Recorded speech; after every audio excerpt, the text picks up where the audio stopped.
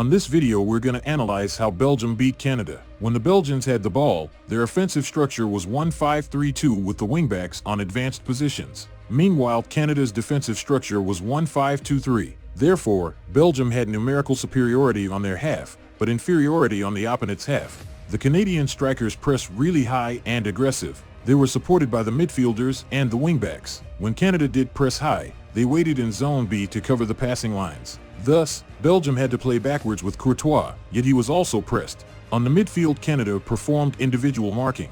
For that reason, Belgium couldn't progress to the opponent's half. Thanks to that, they could start offensive transition and create danger by the wings. Thus, Hazard and Batshuayi tried to fix the defensive line by positioning themselves on the half spaces. Also, the wingbacks gave width to the attack. De Bruyne moved to a wide position, and this attracted to his mark and created space on the middle for Tielemans. When Davies arrived late to press, De Bruyne appeared free on the middle and had free space to take the ball to the rival's half. When Canada couldn't be compact in pressing, Belgium found passing lines to the offensive players, and Canada's defensive line ended up unbalanced. Nevertheless, Canada was compact on their defensive structure. Therefore, Belgium's center-backs started to play long balls to the offensive players, like Hazard. Also, when the wingbacks were playing wide, on Belgium's goal, it's important to see that Batshuayi was on off-side position. However, Hazard advanced and attracted to his mark after he moved inside to enable Batshuayi. Thanks to that movement, Batshuayi was able to score. On the second half, Belgium's offensive players started to create more passing lines for the center-backs. As consequence, they overpassed Canada's pressure. Furthermore, Canada's wingback arrived late to press, hence Belgium was on Canada's box quickly. Canada's offensive structure was 1-4-3-3, meanwhile Belgium's defensive structure was 1-3-4-3.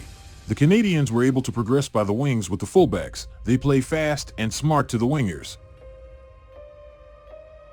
When they play long, it was important how the wingers and midfielders switched positions to distract the opponents.